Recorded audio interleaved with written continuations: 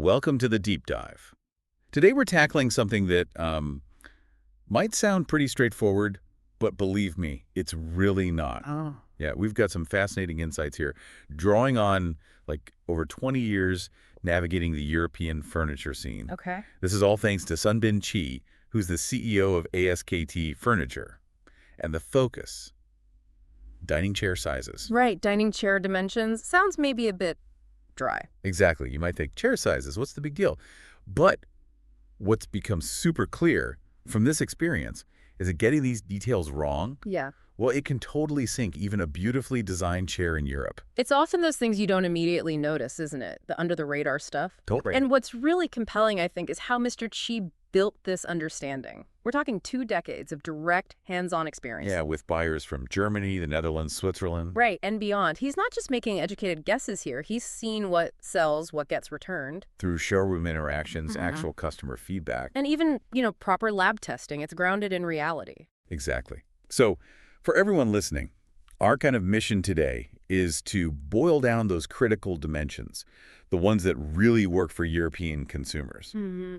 We want to give you the knowledge to, avoid potential problems, whether you're buying for big retail chains or e-commerce sites like Auto or Wayfair, or maybe developing your own private label. So avoiding costly mistakes, essentially. Precisely.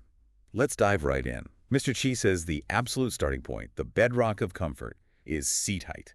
Yeah, seat height is definitely foundational. From all his data and experience, the sweet spot for Europe, it's between 49 and 52 centimeters. Okay, 49 to 52 centimeters off the floor. Correct. And if you think about it, that range isn't just plucked out of thin air. It lines up really well with the standard European dining table height. Which is about 75 centimeters, right? Usually around there, yeah. So that 49, 52 centimeter height lets your feet rest flat on the floor naturally. And your arms are then at a comfortable height relative to the tabletop. It's also sort of tied into average lower leg lengths in Europe. Good for circulation, less pressure. That makes total sense. You can easily picture how uncomfortable it'd be if the chair is too low, like you're reaching up. Yeah, straining your shoulders. Or if it's too high and your feet are just sort of dangling. Yeah. Bad posture waiting to happen. Exactly. Feels awkward. It seems obvious when you break it down, but I bet it's a detail manufacturers can easily miss if they're not focused on the specific market. It can be, yeah. And it's pretty wild that ASKT Furniture actually builds mock German living rooms for testing. That really shows their commitment, doesn't it, to getting the context right for the European market. It really does. And when they mention using things like seat impact testers, well, these machines basically simulate someone plopping down hard over and over. Testing the wear and tear. Right, ensuring it holds up.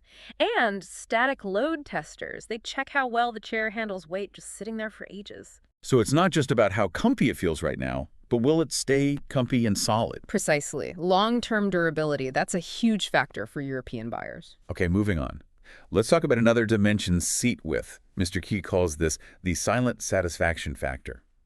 What's the story here? Well, what's interesting here is the regional differences he's noticed. Oh? Yeah, so the general ideal range is about 42 to 48 centimeters, but he really flags this as extra important for places like Germany and the Netherlands. Why there specifically? His experience over years suggests that customers in those regions often have, well, slightly broader frames on average. Okay. So a chair that feels fine elsewhere might feel a bit too snug, too restrictive there, and that leads to complaints. That's fascinating. So physical build differences, maybe even cultural ideas about personal space influencing furniture preference. It could well be a mix of factors, yeah. Maybe a desire for less confinement when seated. You don't always think about those cultural layers in furniture design. But they're there. And the proof is in the pudding, right? Yep. ASKT's best-selling chairs in Germany and the Netherlands, they consistently fall in that 42 to 48 centimeter range. That's pretty strong evidence. Sales data doesn't lie. It's real feedback loop. And think about commercial settings too. Restaurants, co-working cafes. Yeah, seat width matters even more there. Absolutely. You don't want customers bumping elbows constantly. It ruins the experience. So adequate width is just crucial for comfort in shared spaces. Got it. Okay, next up, seat depth. Now this one surprised me a bit. I think most people assume deeper equals comfier, right? That's a really common misconception, but Mr. Key's insights suggest it's not always true, especially for Europe. So deeper isn't automatically better. Not necessarily. It highlights the difference between just looking comfy and being truly ergonomic. The ideal range he's found is actually 44 to 46 centimeters deep. 44 to 46. Okay, why is too deep a problem? Well, think about someone with maybe slightly shorter legs. If the seat is too deep, the front edge can dig into the back of their thighs or knees. Ooh, uncomfortable. Yeah, it can cut off circulation a bit, lead to fatigue, even pins and needles. It's like wearing shoes that are too big, looks roomy, but doesn't support you properly. That's a good analogy. So the key is enough support, but not so much that it causes pressure points. Exactly. You need to be able to sit back fully, get lumbar support without that edge pressure. That 44 or 46 centimeter depth seems to hit the ergonomic sweet spot for many Europeans.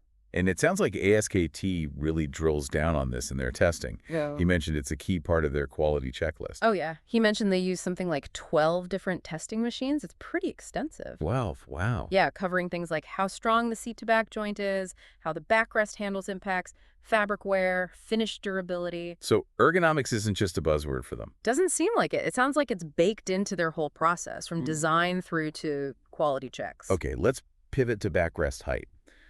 This seems like another balancing act needs to give support, but also has to look good, right? Oh, definitely. It plays a big role in the chair's overall profile and style, but function is key. So what are the ideal dimensions here for Europe? The range Mr. Chi points to is 30 to 45 centimeters, measured from the seat surface up to the top of the backrest. 30 to 45 centimeters. And the focus is on support where? Primarily the lower and mid-back. That's crucial. And he specifically connects this to how we're using dining chairs now. Meaning? Well, think about it. With so many people working from home, at least some of the time. The dining chair becomes the office chair. Exactly. People are sitting in them for much longer stretches, Zoom calls, laptop work, not just meals. That's such a great point. I hadn't really clocked that shift in usage, but it makes perfect sense. The demands on the chair have totally changed. Right. And he shared a story, didn't he, about a German client emphasizing how much more important dining chair comfort has become because of this WFH trend. Yeah, people are spending hours in them now. Comfort is no longer nice to have, it's essential. Precisely. So it's good to hear that ASKT is responding by trying to build in better posture support, even while keeping the designs appealing. It's meeting that dual need. Function and form evolving together. Okay, this next one, armrests and table clearance. This sounds like one of those practical details that could cause major headaches if you ignore it. Oh, absolutely vital. Especially for chairs with armrests. What's the key measurement? Minimum clearance, 10 centimeters. 10 centimeters between the top of the armrest and the underside of the table. And the reason is pretty simple, but crucial. Yeah, it's just making sure the chair can actually slide under the table properly. Standard European tables, again, around 75 centimeters high. You need that gap so the arms don't bang into the table edge or frame. Exactly, so you can push the chair in fully when it's not being used. And he gave that quite stark example, restaurants sending back huge orders of chairs. Yeah. Bulk returns simply because they didn't fit under the tables. Imagine the logistical nightmare, the cost. Ouch. So that 10-centimeter clearance isn't just a nice guideline. It's pretty much non-negotiable for functionality, especially in contract settings. For sure. It really underlines how these seemingly small dimensional details have big, real-world consequences. Get it wrong, and you've got unhappy clients and big losses. Okay, so we've covered the chair itself in detail. Let's zoom out a bit and think about spacing around the table. How much room should people have? Good point. Mr. T's recommendation here is to allow at least 60 centimeters of space per person. 60 centimeters, like width-wise at the table edge for each diner. Exactly, per place setting. And he stresses this applies everywhere from a packed city bistro trying to fit people in. Right, where space is at a premium. To a relaxed family dining room at home. So 60 centimeter minimum, regardless of setting. That's the guideline for comfort. It's about giving people enough elbow room, enough personal space so they don't feel cramped. Yeah, nobody likes feeling squished in while they're trying to eat or chat. It just makes the whole experience less pleasant, doesn't it? Definitely. And as Mr. Chi points out, a comfortable dining experience leads to happier customers, better reviews, more repeat business.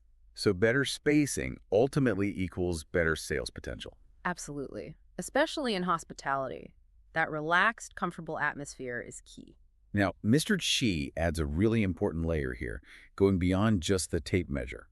He emphasizes that dimensions alone aren't the whole story. Right. Materials and the overall ergonomics matter just as much. Explain that a bit more. Well, You could have a chair that technically ticks all the right boxes, correct height, width, depth. Yeah, matches all the numbers we just discussed. But if the padding is thin and collapses after 5 minutes, or if there's zero proper lumbar support, It's still going to be uncomfortable. exactly, it'll fail the real-world sitting test. European consumers, like anyone really, value actual comfort when using the product. It has to feel good, not just measure correctly.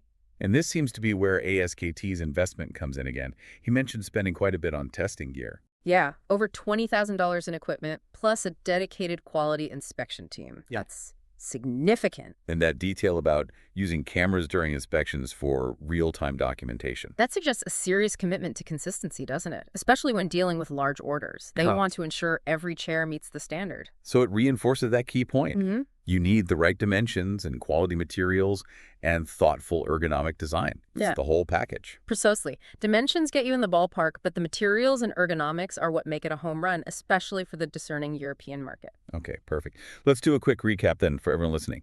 Pulling from Sunbin Key's 2 decades of experience, the ideal dimensions for dining chairs aimed at the European market look something like this. Right. Seat height, Mm-hmm. 49 to 52 centimeters. Mm-hmm. Seat width, Hmm.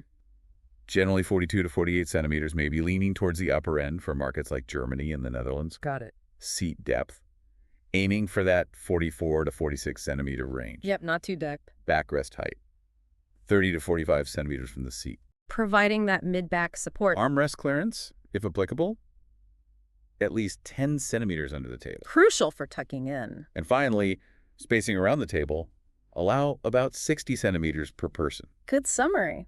That covers the key numbers. It gives a really solid set of benchmarks, doesn't it? Definitely. A great starting point for anyone sourcing or designing chairs for Europe. So the big takeaway here, really for you, the listener, is don't underestimate these dimensions. They seem basic, but they are fundamental. Absolutely. They directly shape comfort, posture, usability, which flows right through to customer satisfaction and, your business success in Europe. It's not just aesthetics. How it feels and functions is paramount. Paying attention to these details, the ones that might seem small, can genuinely save you from costly mistakes. And lead to much better purchasing decisions, happier customers, fewer returns. It all adds up. It really does. And look, if you want to dig even deeper, Sunbin has generously offered to share more specific info, things like sample measurements, test reports. Oh, that's useful. Yeah, and insights from their latest product development work. You can reach their team by email, sales@sinoaskt.com. Okay, sales@sinoaskt.com. Or get them on WhatsApp.